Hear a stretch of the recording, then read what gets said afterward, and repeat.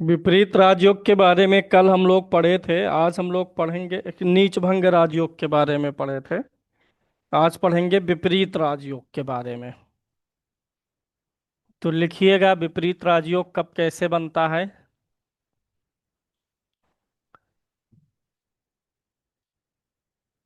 विपरीत राजयोग नाम क्या है? विपरीत यानी नकारात्मक तरीके से। कुंडली के नकारात्मक भाव कौन से हैं? छठा, आठवां और बारहवां भाव है। जब ये सकारात्मक हो जाते हैं तो इसी को विपरीत राजयोग बोला जाता है। तो विपरीत राजयोग छठे, आठवें और बारहवें भाव से बनेगा।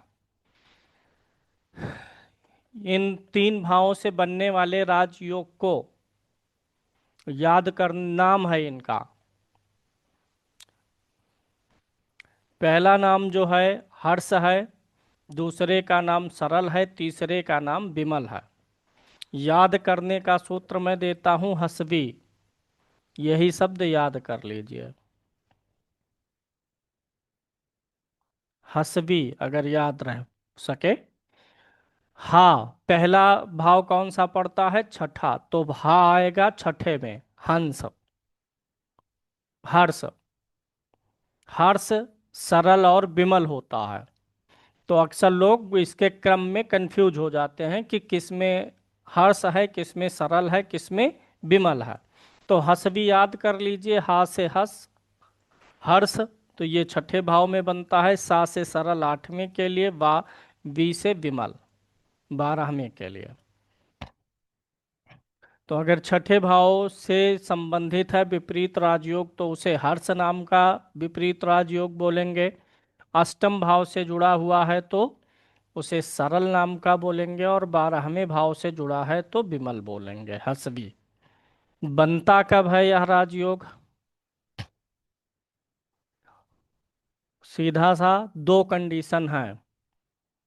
पहली कंडीशन यह है, छठे, आठवें और बारहवें का स्वामी जो है वह छठे, आठवें या बारहवें में ही हो।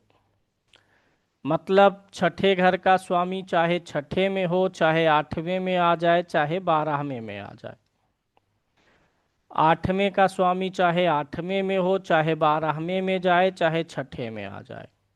बारहवें का स्वामी बारहवें में हो या छठे में आ जाए या आठवें में आ जाए। छः, आठ, बारह के जो लॉर्ड हैं वह घुमा फिरा करके इन्हीं भावों में रहें, चाहे छठे में, चाहे आठवें में, चाहे बारहवें में। यह पहली कंडीशन हुई। बनेगा छः, आठ, बारह से ही। तो छः, आठ, बारह के स्वामी कहीं छः, आठ, बारह में ही बैठे हों। अगर दो एक साथ आ जाएंगे तो भी बनेगा। छठे का स्वामी मान लीजिए बारहवें में आ गया और आठवें का स्वामी बारहवें में आ गया तो भी बनेगा। मतलब छः, आठ, बारह के स्वामी छः, आठ, बारह में एक साथ हों, अलग अलग हों, अकेले हों। एक ग्रह होगा तो एक ग्रह योग बनेगा, दो होगा तो दो से बन जाएगा। दूसरी कंडीशन यह बनती है, छः, आठ, बारह के स्वामी छः, आठ, बारह में हो तो किसी दूसरे भाव का स्वामी ना तो उनके साथ हो ना उन पर दृष्टि डाले, नहीं तो भंग हो जाएगा। छः, आठ, बारह के स्वामी छः, आठ, बारह में हो, अगर उनके साथ कोई दूसरा ग्रह है या कोई दूसरा ग्रह उनको देख रहा हो तो वह खुद भी छः, आठ, बारह का स्वामी ही हो। देखने से और साथ रहने को ज्योतिष में इन्फ्लुएंस बोला जाता है, प्रभाव बोला जाता है। यानी छः, आठ, बारह का स्वामी छः, आठ, बारह में हो और उसके ऊपर अगर प्रभाव हो किसी ग्रह का तो छः, आठ, बारह का ही हो या ना हो। अब हम कोई एक लगन ले लेते हैं और उसमें हम बनाने का प्रयास करते हैं। कर्क लगन ले लेते हैं, पाँच, छ। इसमें एक कंडीशन है, कभी कभी क्या होता है, कोई ग्रह जो लगन का स्वामी है वही छः, आठ, बारह का भी अगर स्वामी है तो वह विपरीत राजयोग नहीं बनाएगा। अलग से नोट कर लीजिए। लगने से ही अगर छः, आठ, बारह का स्वामी होता है तो वह विपरीत राजयोग में पार्टिसिपेट नहीं करेगा। जैसे कुंभ लगन, अगर लगन में 11 नंबर की गिनती होगी तो 12वें भाव में 10 नंबर होगा ना, 10 11। कुंभ लगन में शनि लग्नेश भी है और 12वें भाव का स्वामी भी है। अब यह शनि 12वें भाव में बैठ जाए, छठे में बैठे, 8वें में बैठे, वह विपरीत राजयोग नहीं बनाएगा। यानी लग्नेश विपरीत राजयोग में भाग नहीं लेगा, भले उसकी दूसरी राशि छठे, 8वें, 12वें भाव में क्यों ना हो। ठीक है। ऐसे मंगल वाले केस में होता है मेष लगन में। अगर मेष लगन होगा तो मंगल की दूसरी राशि अष्टम भाव में पड़ेगी। अब मंगल अष्टम में बैठ गया तो इसका मतलब यह नहीं कि वह सरल नाम का विपरीत राजयोग बनाएगा, क्योंकि वो लग्नेश है। तो विपरीत राजयोग बनेगा जब 6 8 12 का स्वामी 6 8 12 में हो और वह 6 8 12 के अलावा किसी अन्य भाव के स्वामी के इन्फ्लुएंस में ना हो। अब आपके सामने एक कुंडली आ गई है। 7वें भाव का स्वामी और 8वें भाव का स्वामी शनि है, छठे भाव में बैठ गया। अब शनि 7वें का है, हमें वो उससे मतलब ही नहीं है। विपरीत राजयोग में हमें मतलब किससे होता है? 6 8 12 से। तो हमें यह देखने की जरूरत नहीं है कि शनि जो है 7वें का स्वामी है, हमें तो 8वें के स्वामी को देखना है। शनि 8वें का स्वामी होके छठे में आ चुका है, विपरीत राजयोग बन चुका है। तो एक कंडीशन थी कि वह ग्रह लग्नेश नहीं होना चाहिए, तो शनि लग्नेश नहीं है। अब मान लीजिए इसी के यहाँ गुरु बैठ गया है, गुरु की दृष्टि आ गई शनि के ऊपर, तो क्या विपरीत राजयोग मेंटेन है कि खत्म हो गया? मेंटेन है, क्योंकि गुरु छठे भाव का स्वामी है। नवम भाव के स्वामी के रूप में हमें देखना ही नहीं है, क्योंकि विपरीत में हमेशा 6 8 12 ही देखना है। ग्रह दो भाव का तो स्वामी होगा ही होगा। हमें इस राजयोग में 6 8 12 का ही मतलब है, उसकी दूसरी राशि कहाँ है इससे मतलब नहीं है। गुरु छठे का स्वामी है, शनि अष्टम का स्वामी होके छठे में बैठा, पहली कंडीशन पूरी, राजयोग बन गया। अब अगर गुरु ना भी देखता तो भी राजयोग बना था। अगर कोई ग्रह ना देख रहा हो, साथ ना हो, तो वहीं वह राजयोग पूरा हो गया। लेकिन अगर कोई साथ में आया, देख दिया, तब ये कंडीशन लगानी है। तो यहाँ पर विपरीत राजयोग बन चुका है, लेकिन हम इस राजयोग को भंग करते हैं। चलिए भंग करिए। भंग करने के लिए हम क्या करते हैं? मंगल को अगर हम यहाँ पर प्लेस करते हैं तो दोनों शर्तें पूरी होनी चाहिए। 8वें का स्वामी छठवें में तो है, लेकिन जो मंगल की चौथी दृष्टि आई तो मंगल ना तो 6 का स्वामी, ना 8 का स्वामी, ना 12वें का स्वामी, तो इसलिए यह राजयोग हो जाएगा भंग। चूंकि कर्क लगन है, कर्क लगन के लिए मंगल क्या है? अच्छा ग्रह है, सबसे योग कारक है, केंद्र त्रिकोण का स्वामी है। नैसर्गिक रूप से तो क्रूर ग्रह है यह, लेकिन इस पर्टिकुलर कुंडली के लिए मंगल अच्छा ग्रह है। भाई कारक मारक जब देखेंगे तो यहाँ पे मंगल इस लगन के लिए बेनिफिशियल ग्रह है, शुभ ग्रह, अच्छा ग्रह है, बढ़िया फल देने वाला है कारक होने के नाते। और वो भी परम कारक है। परम कारक भी आपको बताए थे, जब कोई ग्रह एक केंद्र और एक त्रिकोण का स्वामी हो तो परम कारक। हमें तो क्रूर ग्रह लेना है।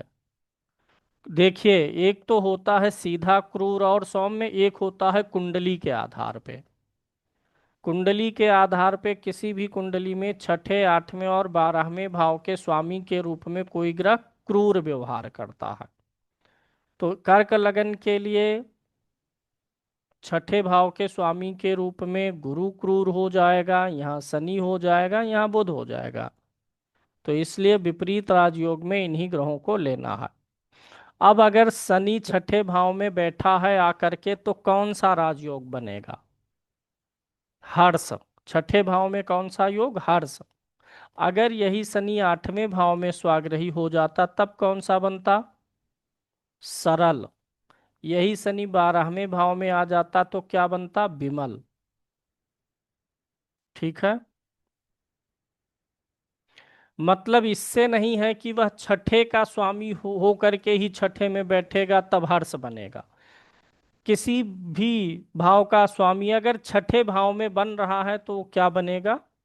हर्ष। आठवें में गया तब क्या बनेगा? अब गुरु आठवें भाव में आ गया मान लीजिए। गुरु स्वामी कहाँ से है? छठे भाव का, अष्टम में बन रहा है, तो ये क्या हो गया? सरल। तो इस प्रकार से यह योग बनेगा, हर्ष, सरल और विमल राजयोग। 6 8 12 के स्वामी 6 8 12 में हो, उनको कोई ग्रह ना देख रहा हो, ना उनके साथ कोई ग्रह हो। अगर कोई ग्रह देख रहा है या साथ में है तो वह 6 8 12 का ही स्वामी हो, तो यह योग बनेगा। इस योग में क्या होता है? इसका नाम है राजयोग। इसका नाम क्या है? राजयोग। शनि बारहवें भाव में आ गया इसी लगन में, तो यह विपरीत राजयोग बनाया।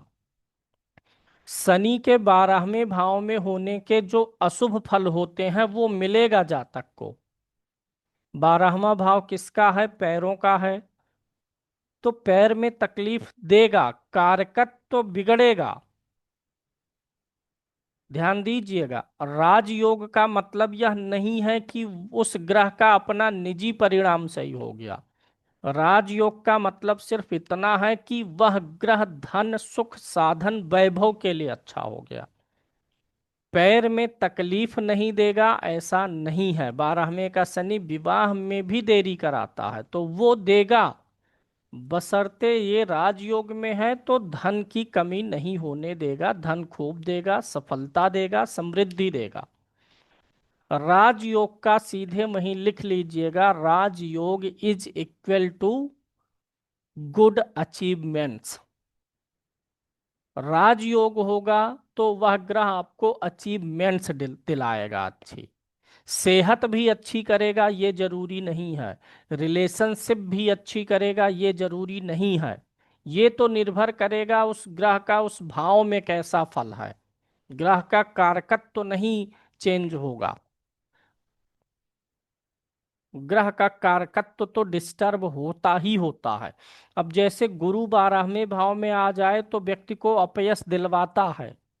अब इसी लगन में छठे भाव का स्वामी होके आया है तो ये विपरीत राजयोग बनाया है, तो अचीवमेंट्स धन देगा, पर्याप्त रुपया पैसा देगा, फाइनेंशियल फ्रीडम होता है राजयोग का मतलब। लेकिन जो इसका एक गुण है कि बारहवें भाव में आने पर अपयश कराता है, वो देगा, वो उसका नैसर्गिक फल अलग है। राजयोग का अपमान से कोई मतलब नहीं है, किसी चीज में नाम खराब हो जाए, वो अलग चीज है। वो धन आपको दे देगा, सुख साधन वैभव दे देगा, ये अलग चीज है।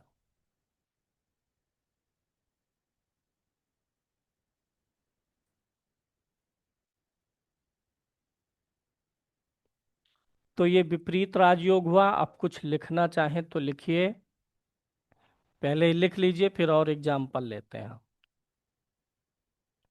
जब 6 8 12 का स्वामी 6 8 12 में ही होता है, 6 8 12 में ही कहीं होता है, तो विपरीत राजयोग बनता है।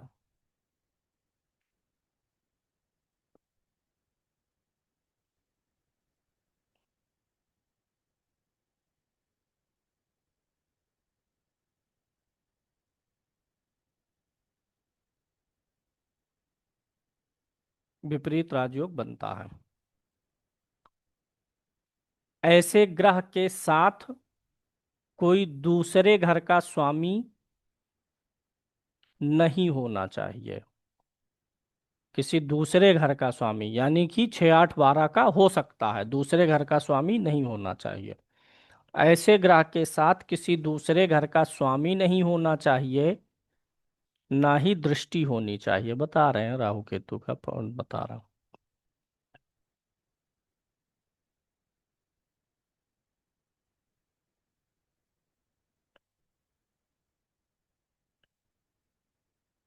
ठीक है।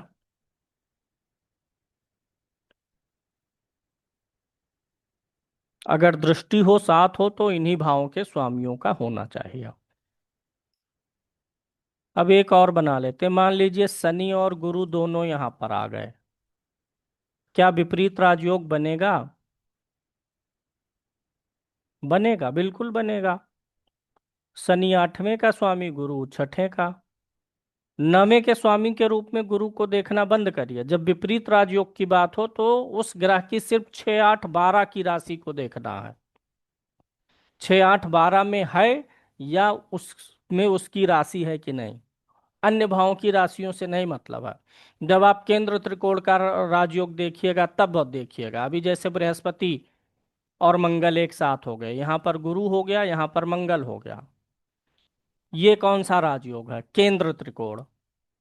अब यहाँ पर गुरु की त्रिकोण की राशि लीजिए, मंगल की केंद्र की लीजिए, तब छठे भाव से मतलब नहीं है। क्योंकि हम केंद्र त्रिकोण जब राजयोग देख रहे हैं तो केंद्र और त्रिकोण के स्वामित्व को ही देखेंगे। ठीक है। तो इस प्रकार से यह योग बनता है और यह बहुत दमदार राजयोग होता है। राजयोग की एक विशेषता है, राजयोग बनाने वाला ग्रह होना चाहिए बलवान।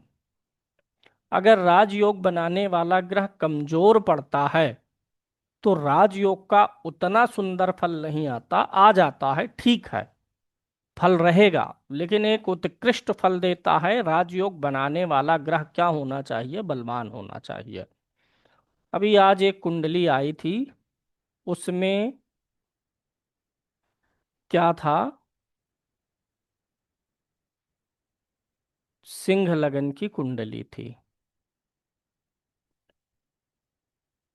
सॉरी, सिंह लगन नहीं था, धनु लगन था।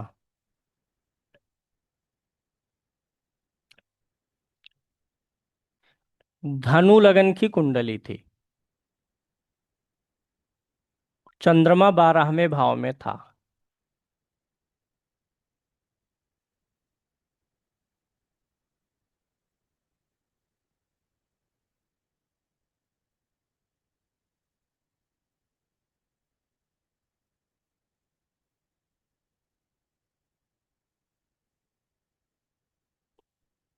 यही कुंडली थी। मतलब पूरा नहीं ड्रा किया हूं, जितना बताना है उतना आपके सामने है। चंद्रमा 8वें का स्वामी होकर के 12वें में गया है कि नहीं गया है? चंद्रमा 8वें का स्वामी होके 12वें में गया, विपरीत राजयोग बना, कौन सा बना? कौन सा बना है? विमल, हसवी, विमल बना है। चंद्रमा क्या है? नीच का है। तो विमल राजयोग बना, लेकिन नीच ग्रह की पावर और स्वाग्रही उच्च मित्र राशि की पावर में अंतर होगा कि नहीं होगा? ग्रह की पावर को ऐसे समझा करिए, मूड समझा करिए कि ग्रह अगर मित्र के घर में है तो उसका मूड कैसा रहेगा, अपने घर में है तो मूड कैसा है, शत्रु के घर में है तो मूड कैसा है, और जेल में है तो मूड कैसा है। जिसका जैसा मूड होता है ना, वो वैसा व्यवहार करता है, फल तो देगा। अब जब नीच का चंद्रमा होकर के राजयोग का फल देगा तो वह तनाव से भरा हुआ देगा। मतलब धन वन तो खूब रहेगा, लेकिन तनाव चिंता बेचैनी भी ये खूब देने वाला है, क्योंकि नीच का है, चंद्रमा खुद प्रसन्न नहीं है। तो राजयोग है तो धन तो दे देगा खूब, लेकिन उसमें इतना चिंता तनाव और परेशानी देगा कि वो शारीरिक रूप से और मानसिक रूप से ज्यादा डिस्टर्ब करेगा। चंद्रमा सूर्य के पीछे है, शुक्ल पक्ष का भी नहीं है, नीच का भी है। अब ये कुंडली आज थी, इनसे जूम पे बात हुई। अब 12वें का चंद्रमा देख करके क्या बोल सकते हैं आप? इनके नींद को लेकर के हमने बोला कि एक समय था जब आपको नींद की समस्या ज्यादा रही होगी। उन्होंने बोला हाँ, बहुत ज्यादा थी शुक्र की दशा में।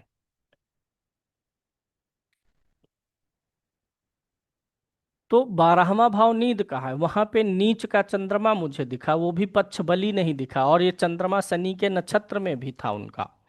तो नींद वाली बात हमने बोली। दूसरा, यहाँ पे जो शनि राहु शुक्र है, ये शुक्र उच्च का हो गया है, तो चंद्रमा का नीच भंग भी हुआ है। ध्यान दीजिएगा, चंद्रमा किस राशि में उच्च का होता है? वृषभ में। जिस राशि में उच्च का होता है उस राशि का स्वामी उच्च का है, तो चंद्रमा का नीच भंग हुआ, और चंद्रमा से विपरीत राजयोग दोनों बना है। मतलब इनकी खेती से जुड़ी हुई कंपनी है, एग्रो प्रोडक्ट, वो खाद बीज और दवाइयाँ बनाते हैं। 18 से 20 करोड़ तक का टर्नओवर इनका साल का है। तो 18-20 करोड़ होगा तो एक आध करोड़ तो प्रॉफिट में जाती होगी कंपनी ना। खर्चा वर्चा भाई सब कंपनी से ही चलता होगा, तो ठीक मानेंगे। अगर कोई एक साल का इनकम 1 करोड़ जनरेट कर ले जा रहा है, ठीक है। तो दो तरीके से चंद्रमा राजयोग में आया। अब अगर यही चंद्रमा, जरा कल्पना करिए, थोड़ा मजबूत हो गया होता, तो वो इनका 20 करोड़ 50 करोड़ बड़े बड़े आराम से हो जाता। ज्यादा ना हुआ होता, सिर्फ सूर्य यहाँ आ गया होता, चंद्रमा में थोड़ा सा पच्छबल आ गया होता। नीच का तो रहेगा ही, क्योंकि अष्टमेश होके जाएगा जब 12 में, तो नीच ही पड़ेगा। जब यहाँ 4 रहेगा तो यहाँ 8 रहेगा, खाली पक्ष बल थोड़ा सा मिला होता तो भी असर डबल हो जाता।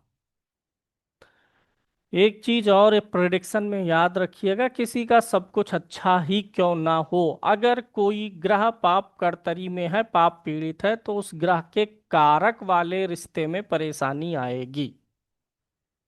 शुक्र जो था, डिग्री कली जब देखा गया, शुक्र 14 अंश का था, राहु 7 अंश का था, शनि 24 अंश का था, याद है मुझे।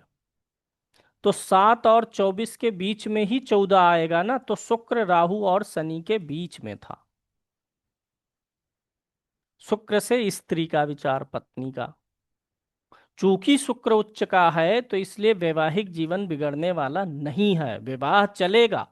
लेकिन इन्होंने यह कहा कि बड़ा जो है तर्क वितर्क, उम्र अधिक हो चुकी है इनकी, 77 का जन्म है, लेकिन लड़ाई झगड़ा मतलब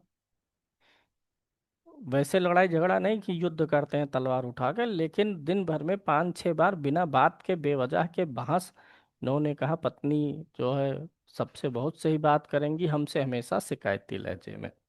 तो ये क्यों हुआ? क्योंकि शुक्र पापकर्तरी में रहा। अब ये शुक्र उच्च का था, तो इसलिए वैवाहिक जीवन पर कोई दिक्कत नहीं आ रही है। अब ये शुक्र पीड़ित है तो उसका कारकत्व भी पीड़ित रहेगा। भयभीत, पाप कर्तरी में ग्रह भयभीत होता है, और जब व्यक्ति भयभीत होता है, डरा हुआ होता है, तब वो फ्रस्ट्रेशन निकलती है। तो ये आपने एक विपरीत राजयोग का उदाहरण भी हमने दिया। एक ग्रह का कई प्रकार से राजयोग बनाना ज्यादा उत्तम हो जाता, जैसे यहाँ पर चंद्रमा का नीच भंग भी बना था, विपरीत भी बन गया था। चंद्रमा अकेले संभाल ले जा रहा है। अब चंद्रमा बलवान होता तो और भी अच्छे हो जाते योग। अब चलिए मैं एक कुंडली और बनाता हूँ, उसमें आप लोग ग्रहों को रख के बताइए कि कौन कौन से ग्रह विपरीत राजयोग बनाएंगे। 10, 11, 12, 1। बताइए विपरीत राजयोग किन ग्रहों से बनेगा? Which planets can form विपरीत राजयोग? Only two planets will form विपरीत राजयोग in this horoscope. Venus is not forming because Venus is the lord of luck. Ascendant lord is Venus. He will not participate in viparit raj yoga. Only Jupiter will and Mercury will do. Why not Venus? Because Venus is lagna lord, ascendant. लग्नेश कभी विपरीत राजयोग नहीं बनाएगा, तो बुध से और गुरु से बनेगा। गुरु अब यहाँ बैठ जाए तो भी बनेगा, गुरु यहाँ बैठेगा तो भी बनेगा। ऐसा नहीं है कि यहाँ शुक्र की राशि है तो जो दोनों ग्रह बना रहे हैं वो तो बैठेंगे तो बनेगा, शुक्र कहीं छठे आठवें बारह में बैठेगा तब नहीं बनेगा। तो यहाँ पर गुरु इन तीन भावों में आ जाए, बुध आ जाए तो यह विपरीत राजयोग बन जाएगा। अब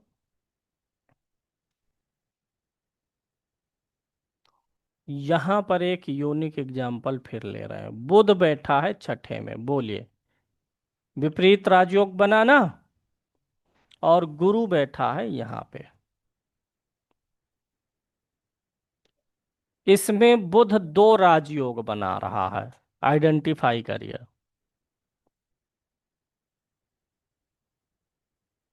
बुध दो राजयोग बना रहा है।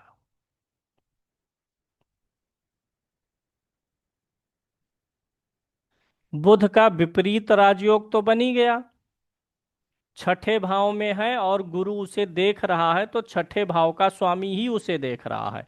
गुरु खुद छठे भाव का स्वामी है, गुरु की नौवीं दृष्टि आई तो विपरीत, और गुरु के उच्च होने के नाते बुध का नीच भंग भी हो गया है। जिस राशि में बैठा है उस राशि का स्वामी क्या हो गया है, उच्च का है। दूसरी बात, जिस राशि में बैठा है ना, उस राशि का स्वामी केंद्र में भी है। एक नियम ये भी बताए थे कि नीच ग्रह का राशि स्वामी अगर केंद्र में है तो केंद्र में ही है और उच्च का है। गुरु जबरदस्त नीच भंग कर रहा, लेकिन बुध का कारकत्व तो नहीं बदलेगा, वो पीड़ित रहेगा छठे भाव में नीच होने के नाते। बुध धन उपलब्धि के लिए ठीक है, लेकिन बुध से क्या देखते हैं, वाणी। वाणी की स्किल जो है उतनी दुरुस्त इनकी नहीं रहेगी, कम्युनिकेशन स्किल वीक होने वाली है। बोलना वगैरह थोड़ा सा मुंहफट हो सकते हैं, ज्यादा बोलने वाले हो सकते हैं, कब कहाँ क्या बोल जाए पता नहीं रहेगा। क्योंकि बुध का कारकत्व तो पीड़ित रहेगा, भले नीच भंग हो, भले विपरीत राजयोग, वो तो धन सुख साधन वैभव दे देगा। बुध स्किन का कारक है, छठे में है, नीच का है, तो स्किन में रैशेज, स्किन प्रॉब्लम जीवन में कई बार फेस करनी पड़ेंगी। अच्छा, एक चीज अभी, जो इसके पहले कुंडली लिए थे चंद्रमा यहाँ नीच था, प्रिडिक्शन की टेक्निक। अब चंद्रमा यहाँ नीच देख करके आपको ये नहीं बोलना है कि आपको नींद की समस्या है नहीं बोलना चाहिए। है बोलने के लिए तो हम दशाओं पर जाएंगे। जब आप लगन कुंडली, किसी की भी कुंडली देखेंगे तो पहले लगन दशा वशा नहीं देखी जाती है, पहले लग्न कुंडली देख के दो चार बातें प्रिडिक्ट करिए, अगले का विश्वास बन जाए। फिर आप चाहे जो बताएंगे वो सुनेगा, मानेगा, उसको भरोसा हो जाता और आपको भी कॉन्फिडेंस आता। तो इनको नीच का चंद्रमा देख के मैं ऐसा नहीं बोलता हूं किसी को भी कि आपको ये समस्या है, रही होगी, मैं बोलता हूं। कोई जरूरी नहीं है जिस समय आप देख रहे हैं, प्रेडिक्ट कर रहे हैं, उस समय पे ही वो समस्या रही हो, पहले भी रही हो सकती है। एज भी मैटर करता है। अगर यही बालक की कुंडली होती, 8-10 साल के बालक की, तब मैं बोलता कि इसको नींद की समस्या होगी। और वर्तमान में इसका मन बड़ा चंचल होगा, मानसिक रूप से ये बड़ा जो है थोड़ा डिस्टर्ब रहने, तो ये एक्सेप्ट करेगा वो व्यक्ति, क्योंकि बालक है तो नींद की समस्या की संभावना थोड़ी कम है। मन की चंचलता, पढ़ाई में मन कम लगना, ये सब ज्यादा रहा होगा अगर बालक है। नींद वाली समस्या आगे बोलेंगे। लेकिन चूंकि इनकी एज पर्याप्त थी, 50 साल के ऊपर के थे, तो इसलिए बोला गया कि आपको नींद की समस्या रही होगी। अब इसमें आपका प्रेजेंट और पास्ट दोनों इंक्लूड हो गया। अगर उनको समस्या है तो बोलेंगे हाँ पंडित जी समस्या है, और करंटली नहीं है, पहले रही होगी तो भी बोलेंगे कि हाँ पंडित जी सही कह रहे हैं, समस्या बहुत थी, 10 साल लगभग इनको नींद की दिक्कत थी, दवा ववा लेते थे नींद की। तो बोलने का तरीका, मान लीजिए किसी का सप्तम भाव आपको गड़बड़ दिख गया, लग गया आपको कि इनकी मैरिड लाइफ खराब है। तो अब अगर बालक है तो आप क्या बोलेंगे कि इसकी मैरिड लाइफ खराब है, अभी शादी ही नहीं हुई होगी। दूसरा, मान लीजिए शादी हो चुकी है, पर्याप्त उम्र है, तो यहां पे मैं कैसे शब्द का चयन करूंगा, मैरिड लाइफ से जुड़ा हुआ कुछ परेशानी और दिक्कत दिखता है। हो सकता है उस व्यक्ति की पहली मैरिड में बहुत दिक्कत थी, टूट गई हो, दूसरी हो चुकी हो, दूसरी सही चल रही हो। अगर मैं ऐसा बोलूंगा कि आपकी मैरिड लाइफ खराब दिख रही है, तो उसकी तो दो शादियां हो चुकी हैं, वो अच्छे से चल रहा है, कुंडली में दो मैरिज था, दूसरा कर लिया, ठीक चल रहा है। तो जब आप बोलेंगे मैरिड लाइफ खराब दिख रही है, तो कहेगा नहीं पंडित जी सब ठीक है। और आप कहना क्या चाह रहे थे, खराब थी कभी, तभी तो एक टूटा, बिना खराब रहे टूटा। तो शब्दों का चयन ये बड़ा महत्वपूर्ण है, क्योंकि को रिलेट करना पड़ता है। और अगला व्यक्ति जो, आप तो ज्योतिष पढ़े हैं, आप तो जान ही रहे हैं, दिख रहा है सप्तम खराब है तो वैवाहिक जीवन खराब होगा, लेकिन सामने वाला जब देखता है ना, तो वो करंट से अपने सिर्फ मिलाता है चीजों को, आपकी बातों को। तो आप ऐसा बोलिए ही कि वो खुद इमेजिन करे, सोचे, वो करंट और पास्ट दोनों में चला जाए। जब मैंने कहा आपको नींद की समस्या रही होगी, तो वर्तमान से लेके पास्ट तक मैंने बोल दिया, जब कभी रहा हो वो अब तुम जानो। अगर मैं कहता आपको नींद की समस्या है, तो मैं वहीं फेल हो जाता, व्यक्ति कहता नहीं, नहीं है, पहले थी कभी, पहले थी। अब मैं कहता क्या कि आपको समस्या है, तो बात झूठ हो जाती। और उस व्यक्ति ने खुद कहा नींद की बड़ी समस्या थी शुक्र की आधी दशा में, मेरी बात सही गई। आगे अभी चंद्रमा नीच का है, दशा आएगी तो फिर नींद डिस्टर्ब होगा। ऐसा नहीं है कि कोई भी चीज गड़बड़ है तो वो all time all weather same result देगा। पहले नींद की दिक्कत थी, अब सही चल रही है, आगे फिर कभी बिगड़ेगी जब खराब ग्रह दशा आएगी। अभी उनकी अच्छी दशा चल रही है, सूर्य की दशा चल रही थी, सूर्य भाग्य सहकारक है, लगन का मित्र है। जब फिर से कोई लगन के शत्रु ग्रह की दशा आएगी तो फल मिलेगा।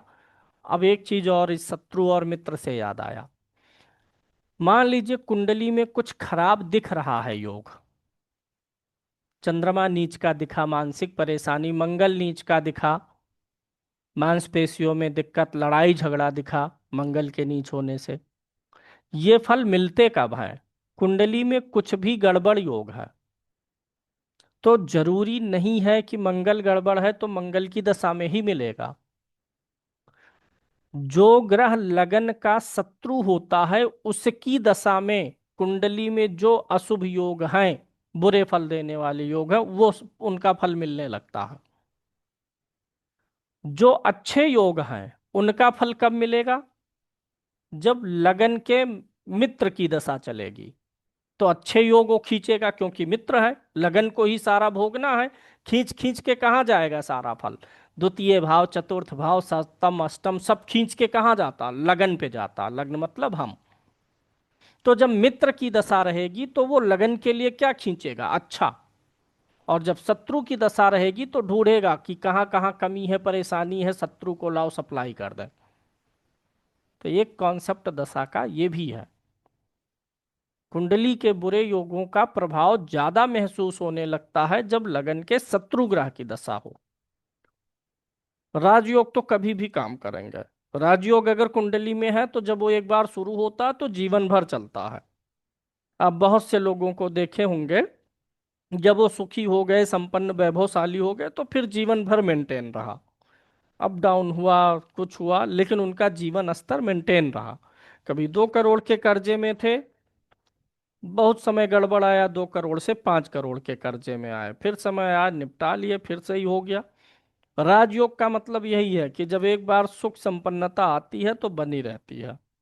और जब कोई एकाध ग्रह अच्छा होता है तो उस समय में आप खूब तरक्की करते हैं, बाद में खाली हो सकते हैं। बहुत से लोग ऐसे मिलेंगे आपको कुंडली दिखाते समय, इस ग्रह में की दशा में तो हम राजा थे, दो दो गाड़ी खरीद लिए, मकान खरीद लिए, जब से ये दूसरे ग्रह की दशा आई, घर बिक गया, मकान बिक गया। तो उनकी कुंडली में राजयोग नहीं था। कोई अच्छा ग्रह था, धन योग था, आया दे दिया चला गया।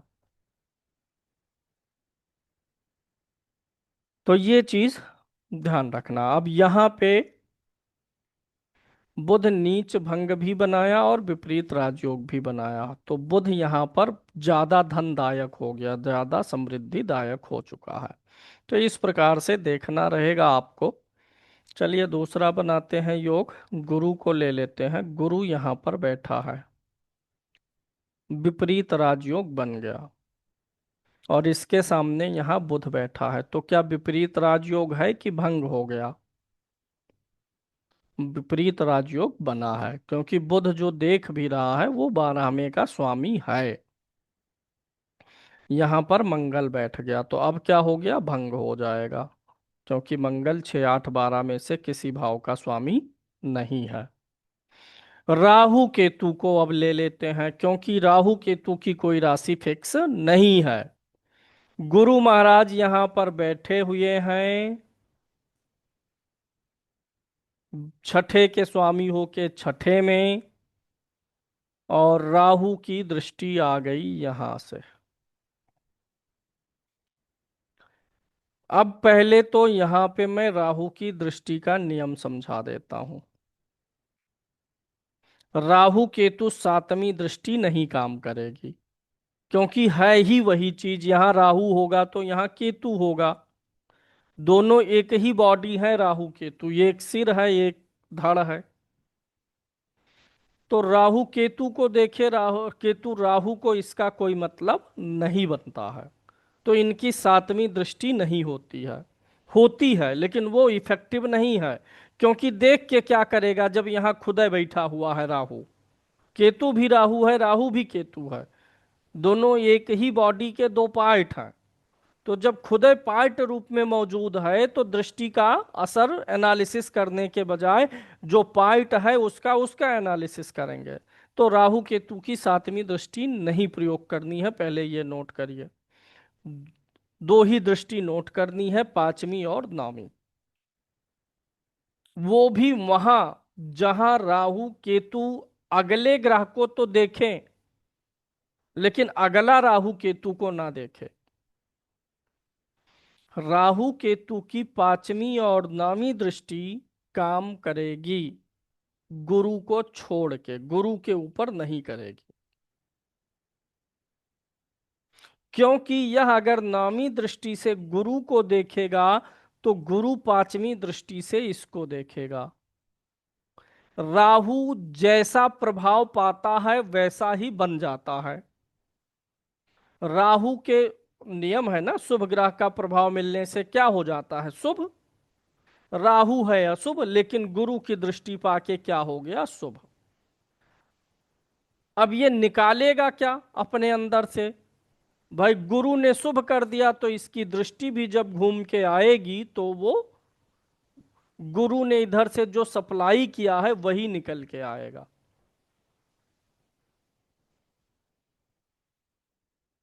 इधर से राहु ने बुरा भेजा तो गुरु उसे शुद्ध करके भेज दिया, फिर ये शुद्ध करके भेजना पड़ेगा इसे। तो इसलिए राहु केतु की नामी दृष्टि और पांचवी दृष्टि काम करेगी, लेकिन गुरु के ऊपर नहीं करेगी, क्योंकि गुरु फिर वापस देख देता है राहु को। वापस देखने के नाते गुरु उसमें अपना प्रभाव छोड़ देगा, और फिर राहु की दृष्टि से गुरु के अंदर वही अपना ही प्रभाव वापस आएगा, अन्य ग्रहों पे काम करेगी, क्योंकि अन्य ग्रह फिर वापस देख नहीं पाएंगे। अब यहीं पर हम मंगल को ले लेते हैं। राहु की नामी दृष्टि मंगल पे पड़ी तो राहु अब अपनी दृष्टि तो डाला, लेकिन क्या मंगल भी अपने गुणों को राहु में डाल पाया? नहीं। मंगल अपने गुणों को डालता अगर राहु में, तो मंगल वाला गुण ही वापस राहु सप्लाई करता, तो मंगल अपने ही गुण को पा करके कोई बिगड़ता ही नहीं है, सेम रह जाएगा। भाई किसी संख्या में दो जोड़ दीजिए, जो दो घटा दीजिए, क्या फर्क पड़ता है? पढ़े हैं ना गणित में, दो जोड़िए दो घटाइए, पांच में दो जोड़ दीजिए दो घटा दीजिए। पांचे रह जाएगा। तो गुरु को छोड़ के अन्य ग्रहों पे ये दृष्टि काम करेगी, तब ये नियम लगाएंगे क्या, कि अगर विपरीत राजयोग यहाँ पे गुरु के द्वारा बना, राहु देख रहा है, तो विपरीत राजयोग भंग नहीं हुआ। लेकिन यहीं पर बुध को बैठा दीजिए, और अब इसे राहु देख रहा हो, अब भंग होगा। राहु की पांचवी दृष्टि आ गई, क्या बुध की भी दृष्टि गई राहु पर? नहीं। राहु केतु की दृष्टि उसी ग्रह पे काम करती है जिसको सिर्फ राहु केतु देखे, वह ग्रह घूम के उसे ना देखे। अगर वह ग्रह घूम के देख दिया तो उसने अपने एलिमेंट को राहु केतु में भेज दिया, और उसी का एलिमेंट राहु केतु फिर उसे वापस भेज रहा है। बबीता जी, हमने आपको दीपावली में सोन पापड़ी गिफ्ट की, आप सोन पापड़ी खूब मिला था, आप वही पापड़ी उठा के ललित जी को दे दी, हैप्पी दीपावली। वो सोनल जी को दे दिए, सोनल जी भी खूब सोन पापड़ी रखी हैं, वो बालकृष्ण जी को दे दी। बालकृष्ण जी कहे कि चलो मिला है, देना है कुछ, लाए हमको दे दिया, हैप्पी दीपावली गुरु जी। घूम फिर के वही आ गया। तो इसीलिए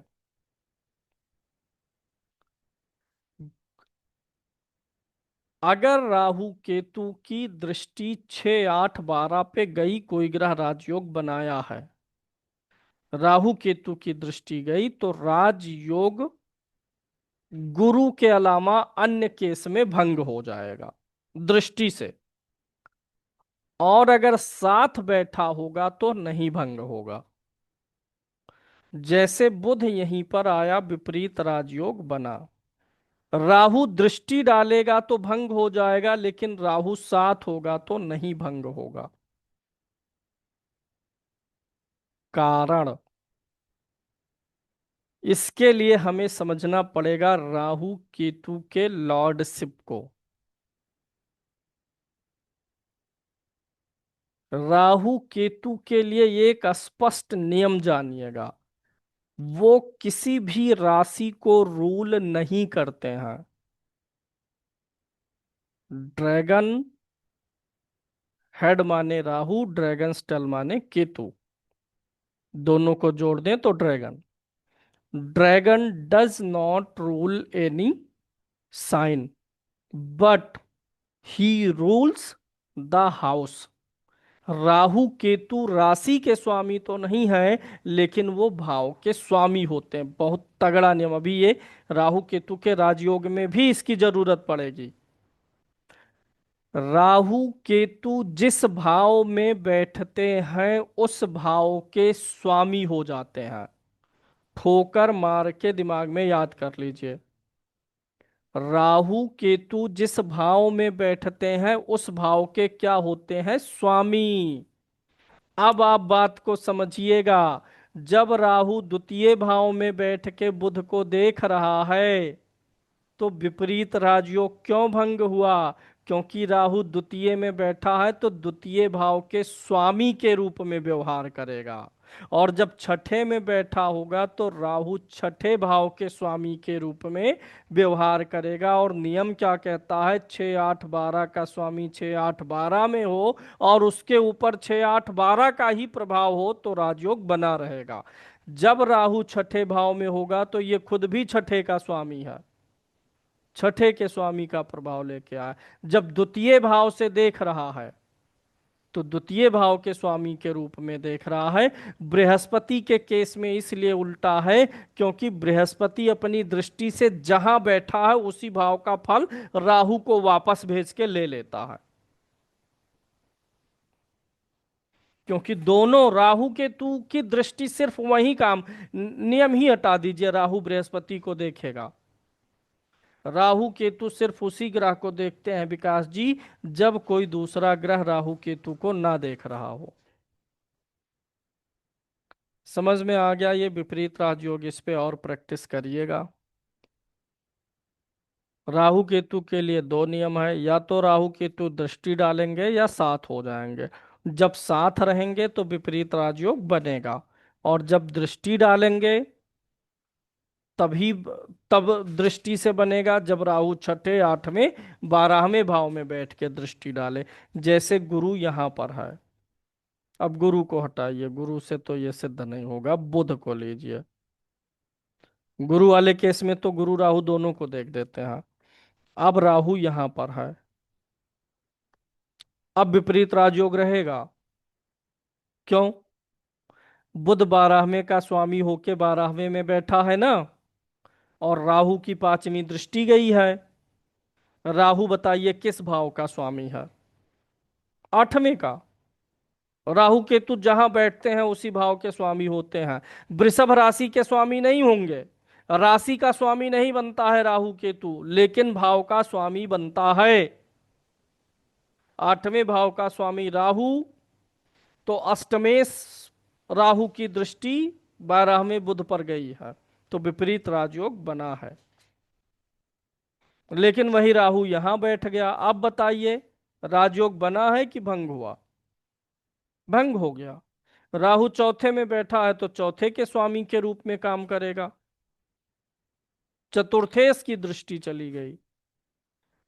इसीलिए शास्त्र में ये कॉन्सेप्ट है कहां पे, ये आया कहां से, इसको समझ लीजिए। राहु केतु के राजयोग को अब हम लोग पढ़ेंगे, अभी वहां से ये क्लियर हो जाएगा। अब हेडिंग डालिए, राहु केतु का राजयोग।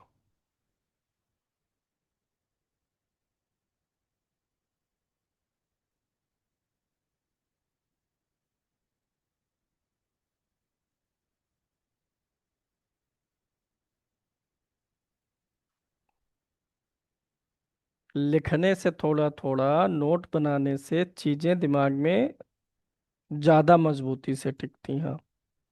क्योंकि आप सुनेंगे, देखेंगे, लिखेंगे, किसी भी काम को करने में हम अपनी जितनी ज्यादा इंद्रियों का प्रयोग करते हैं वो चीज उतना ज्यादा मजबूती से हमारे अंदर बैठता है। गाना सुनने से और गाना देखने से अंतर आता है। सुनने में खाली सुन रहे हैं, देखने में सुनेंगे भी, आंखों से देखेंगे भी। बहारों फूल बरसाओ मेरा महबूब आया है, तो उसमें देख भी लेंगे कि फूल बरसा रहा है, उसका महबूब आया है, तो सीन भी याद हो जाएगा ना। तो जितनी ज्यादा इंद्रियों का प्रयोग हम किसी काम में करते हैं वो चीज ज्यादा, तो इसीलिए लिखते रहना चाहिए। उससे लिखने में सोचना पड़ेगा, दिमाग ज्यादा घिसेगा। राहु केतु का राजयोग देखिए, आपको एक राजयोग बताया गया था, लक्ष्मी नारायण राजयोग, यानी केंद्र त्रिकोण का राजयोग। केंद्र स्थान कौन से हैं? विष्णु। और त्रिकोण स्थान कौन से हैं? लक्ष्मी। जब लक्ष्मी और विष्णु स्थान के स्वामी एक साथ हो जाएं और वो क्या रहें, लगन के साथ फ्रेंडली रहें, तो राजयोग बना लेते थे। वही कॉन्सेप्ट यहां भी है। शुक्र और राहु की युति है 10वें भाव में। डिकोड करिए इस राजयोग को, राजयोग हो गया। शुक्र कहां का स्वामी है? नामे घर का, त्रिकोण का, लक्ष्मी स्थान का। अमृतपाल जी ध्यान दीजिए, शुक्र 9वें भाव का स्वामी है, लक्ष्मी स्थान का, त्रिकोण का। और राहु बैठा कहाँ है? केंद्र में। राहु जहां बैठा है उसी स्थान का क्या है? स्वामी है। शुक्र 9वें का स्वामी हुआ तो राहु कहाँ का स्वामी हुआ? 10वें भाव का। तो 9वें और 10वें भाव के स्वामी की युति बन गई है। बात समझ में आई?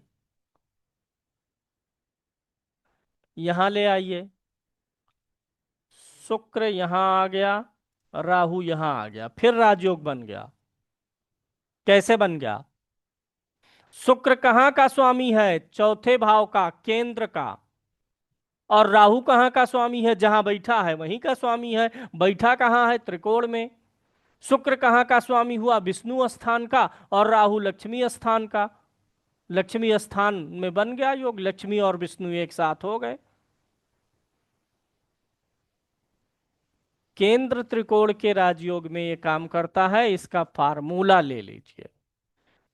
केंद्र के स्वामी जो हैं उनके साथ में राहु केतु त्रिकोण में बैठ जाएं। केंद्र के स्वामी के साथ कहां बैठे? त्रिकोण में। या फिर इसी का उल्टा कर दीजिए, केंद्र के स्वामी अगर कोई ग्रह है राहु केतु के साथ त्रिकोण में आए। अगर त्रिकोण का कोई ग्रह स्वामी है तो राहु केतु के साथ कहां चला जाए? केंद्र में। लॉजिक समझिए। जब केंद्र का कोई ग्रह, शनि को ले लीजिए, शनि और राहु यहां आ गए। शनि कहां का स्वामी है? लगन का। लगन क्या होता है? त्रिकोण। तो त्रिकोण मिल गया आपको ना। और राहु कहां बैठा है? केंद्र में। केंद्र का स्वामी हो गया। केंद्र त्रिकोण दोनों मिल गए।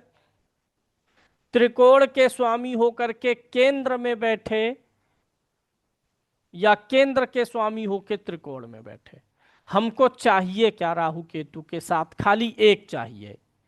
राहु अगर केंद्र में बैठेगा तो वो खुद विष्णु स्थान का स्वामी बन जाएगा, त्रिकोण सिर्फ उसको मिल जाए। और अगर त्रिकोण में बैठा है राहु तो खुद लक्ष्मी स्थान में बैठा ही है, उसको केंद्र का साथ मिल जाए। इस कॉन्सेप्ट से यह क्लियर हो रहा है कि राहु केतु ये राजयोग का पराशर शास्त्र में, हर शास्त्र में लिखा है। राहु केतु का लिखा क्यों गया? क्यों यहां पे राहु और शुक्र है तो राजयोग हो गया? केंद्र त्रिकोण वाला राजयोग क्यों हो गया? क्योंकि यही मान्यता है कि राहु जहां बैठेगा उसका स्वामी हो जाएगा। तो राहु त्रिकोण का स्वामी हो चुका है और शुक्र केंद्र का स्वामी इसके साथ है। इसी नियम से पता चलता है कि राहु केतु जिस भाव में बैठेंगे उस भाव के क्या होंगे? स्वामी। इसीलिए विपरीत राजयोग में राहु जब दूसरे भाव में बैठ के देख रहा था तो राजयोग भंग कर रहा था, क्योंकि तब दूसरे भाव का क्या था? स्वामी था। लेकिन जब वही आठवें भाव में बैठ के देखा था बुध को तो राजयोग नहीं भंग किया, क्योंकि तब वह आठवें भाव का स्वामी था। अंडरस्टूड है राहु केतु का राजयोग। अब यहाँ पे एक चीज और समझेंगे हम। राहु केतु वाला जो ये लक्ष्मी नारायण राजयोग बन रहा है, ये बुध शुक्र शनि की लगन में ज्यादा काम करेगा, क्योंकि तब राहु लगन का क्या होगा? मित्र होगा। ठीक है। दूसरा, राहु जो है और राहु केतु बुध शुक्र शनि के साथ ज्यादा फ्रेंडली है। वहीं मंगल के साथ, सूर्य के साथ, चंद्रमा के साथ ये क्या कर देते हैं? राहु गुरु के साथ दोष उत्पन्न कर देते हैं। ग्रहण आ जाएगा, अंगारक आ जाएगा, चांडाल आ जाएगा। और मैंने पीछे आपको बताया था जब एक योग और एक दोष दोनों साथ में बनते हैं तो वही प्लस माइनस होके बराबर हो जाता है। जैसे सूर्य यहाँ पर केंद्र का स्वामी है।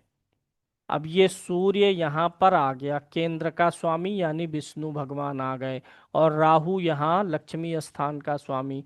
तो ग्रहण बन चुका है, लेकिन राजयोग भी बना है केंद्र त्रिकोण का।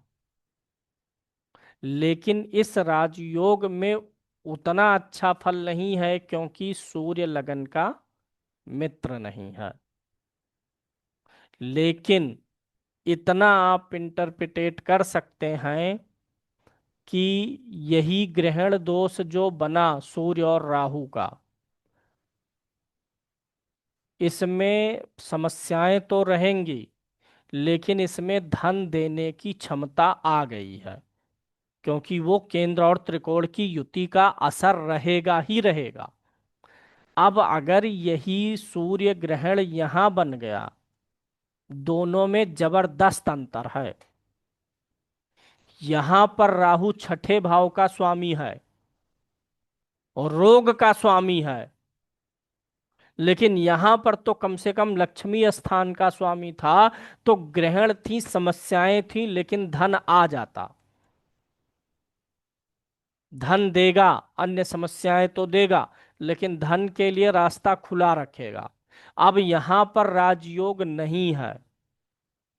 अब यहां इस ग्रहण की समस्याएं बहुत बड़ी हो जाएंगी, जटिल हो जाएंगी। तो जब भी सूर्य चंद्रमा का मतलब राहु केतु से कोई दोष बन रहा है, राहु केतु से कोई दोष बन रहा है, अगर वह दोष केंद्र या त्रिकोण में बनता है तो परेशानी धन को लेकर के कम आती है। क्योंकि केंद्र या त्रिकोण में राहु केतु के साथ कोई ग्रह होगा तो राहु केतु उसके साथ जो है लक्ष्मी या विष्णु स्थान के स्वामी हो जाते हैं। सबसे पहला पॉजिटिव फल किस में होता है? त्रिकोण स्थानों में, तब केंद्र में। गुरु और राहु का चांडाल दोष छठे में बना, आठवें में, बारहवें में बहुत बुरा है, लेकिन नवम में बन गया गुरु राहु का योग।